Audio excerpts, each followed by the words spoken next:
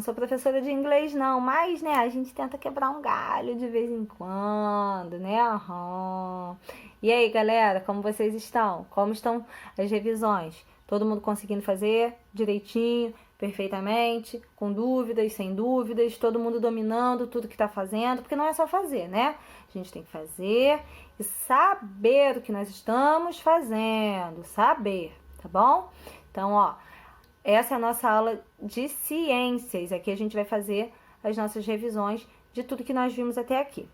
Joia? Belezinha? Então tá bom. Então vamos lá. Revisão de ciências. A revisão de ciências tá, ó, curtinha, tá? E moleza, moleza.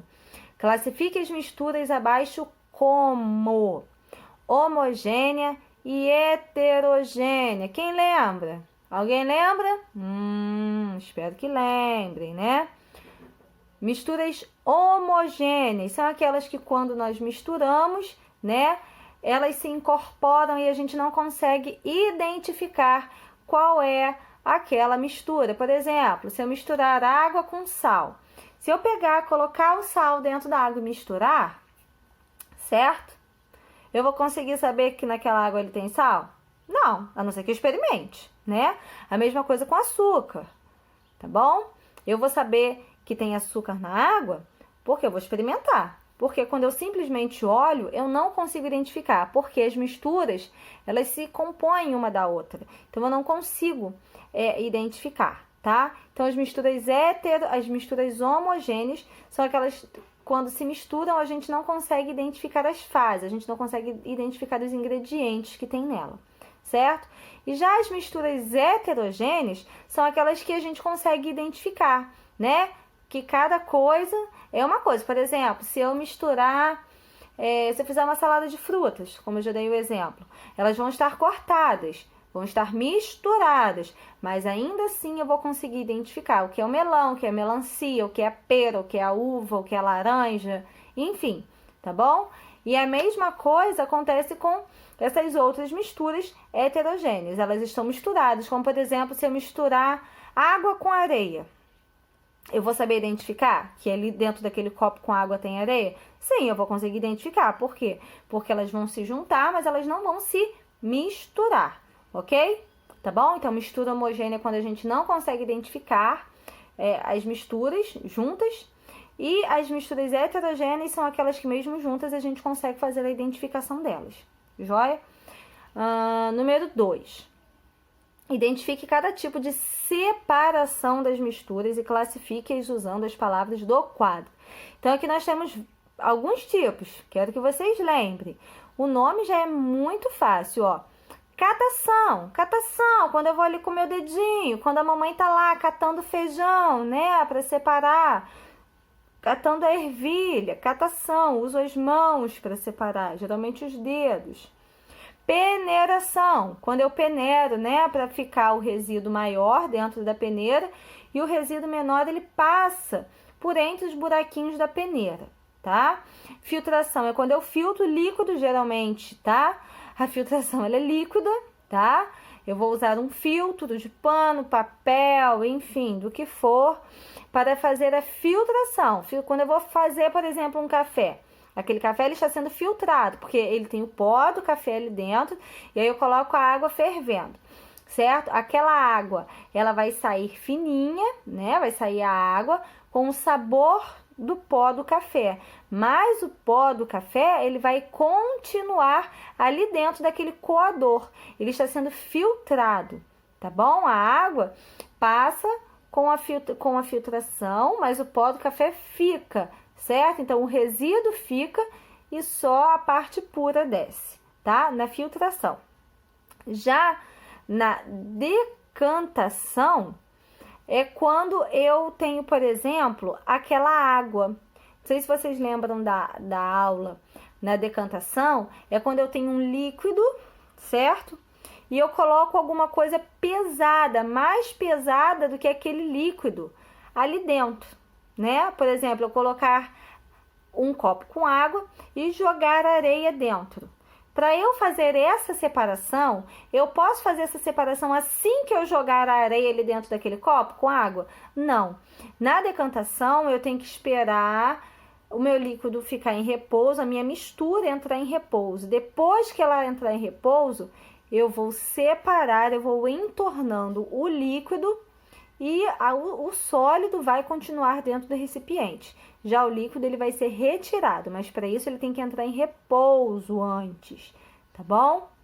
E já a centrifugação é um tipo de mistura que geralmente é usado nos laboratórios, quando eles separam as partes do sangue. Vocês lembram que eu falei sobre isso? Então é uma máquina que vai girando, girando, girando, girando, girando, girando e girando até fazer a separação das partes do sangue, dos glóbulos, das plaquetas, do plasma, enfim, tá bom? Então ele vai separando. Então a centrifugação, ela é usada geralmente em laboratório, tá bom? Então vamos agora para o número 3. Observe as imagens e diga se a transformação é reversível ou irreversível. Então vamos lá. Transformações reversíveis são aquela transformação que eu modifico, mas eu também posso fazer ela voltar ao normal. Como, por exemplo, se eu tiver uma massa de massinha, uma bola de massinha, aí eu dividi aquela massinha ao meio.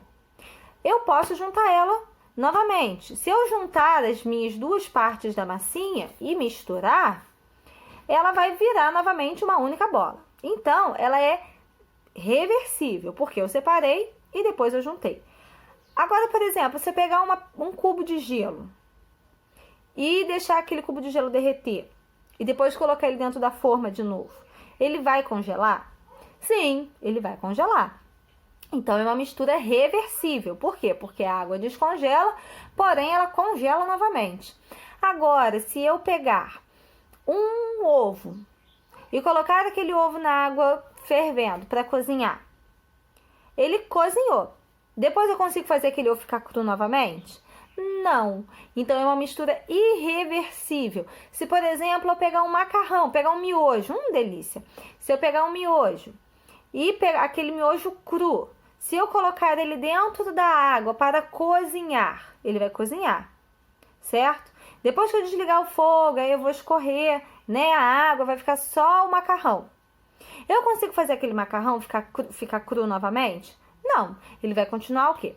Cozido. Então, são mudanças irreversíveis, elas não voltam mais ao estado original dela, elas não voltam ao estado de origem delas, ok? Então, mistura reversível quando ela pode voltar ao seu estado de origem, e irreversível, uma vez que modificada, ela não pode mais voltar ao seu estado de origem, tá bom?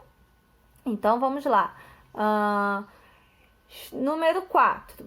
Explique o que é ferrugem. Vou começar de baixo. Ferrugem é quando eu tenho um objeto de metal e ele fica muito tempo no tempo, né? Ele fica um grande período de tempo exposto, né? Do lado de fora, por exemplo.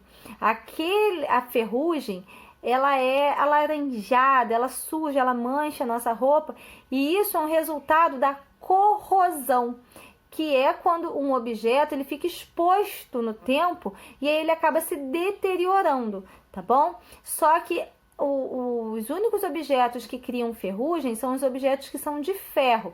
Os outros objetos eles podem apodrecer, se deteriorar, mas a ferrugem só os objetos que são de ferro, tá bom? Então, ó, a ferrugem e a corrosão são praticamente a mesma coisa. Quando algo fica exposto ao tempo, depois de um certo período, ela começa a se estragar, a se deteriorar, tá bom? E já a combustão é quando eu tenho uma explosão. Lembra que eu acendi o palito de fósforo? Então, a combustão é quando eu tenho algumas substâncias que, quando entram em contato uma com a outra, fazem o fogo, certo? E o fogo ele só é possível com a presença do oxigênio, tá? Se não tiver oxigênio, não é possível fazer fogo. Então, a combustão é a mistura de algumas substâncias que fazem ter essa explosão, tá bom? Que é quando gera o fogo. Joia? Então, ó, no número 5, uma cruzadinha, que é a nossa última questão de ciências. Resolva a cruzadinha. A água em estado sólido. Então, vocês vão ver aqui e vão achar a água em estado sólido. tá bom? Qual o nome da água em estado sólido? Quando a água está dura, ela é o quê? Número 2, passagem do vapor para o estado líquido. Qual o nome que nós damos da passagem do vapor, da água, do gás, do vapor para o estado líquido, quando ela vira água líquida novamente? Número 3, número de estados da água na natureza. Então, a água ela pode estar em 3 estados. Quais são esses 3 estados? Líquido, sólido e o tanã. Vocês vão ver. Número 4, vaporização é quando a água passa do estado líquido para o... quando tem aquela fumacinha. É o estado o quê? O estado sólido, é o estado gasoso, enfim. Olhem lá na apostila. Número 5, passagem do estado líquido para o sólido. Qual o nome dessa transformação? Do estado líquido para o estado sólido, quando a água congela, né? Qual é o nome dessa mudança? Ela tem uma mudança. E qual o nome dessa mudança? Número 6, passagem do estado líquido para o gasoso, quando a água está fervendo, né? E aí começa a subir aquela fumacinha. Ela está saindo do estado líquido dela, que é a aguinha, e se transformando em gás, né? Que é o vapor. Qual o nome dessa transformação? E número 7, a última, passagem do estado sólido para o líquido, quando a aguinha ela está em forma de gelo, certo? E aí ela começa a virar água líquida novamente, aquela aguinha que a gente pode beber. Qual é o nome dessa transformação? Vocês vão completar a cruzadinha, ok?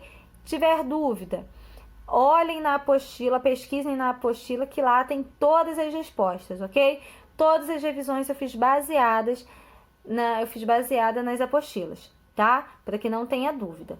Qualquer coisa, é só me chamar, dá um grito, tia Débora, que tia Débora vai correndo ajudar, tá bom? Ó, um beijo, fiquem com Deus, boas revisões, não se esqueçam de fazer os trabalhos, tá? Valem ponto, bastante ponto, então não se esqueçam de fazer, não deixem de fazer, ok? Mandem pelo WhatsApp, mandem por e-mail, manda no privado, manda no grupo, enfim, do jeito que vocês quiserem. Só me avisem, tá bom? E não deixem de fazer. Um beijo, fiquem com Deus e até a próxima semana, galera.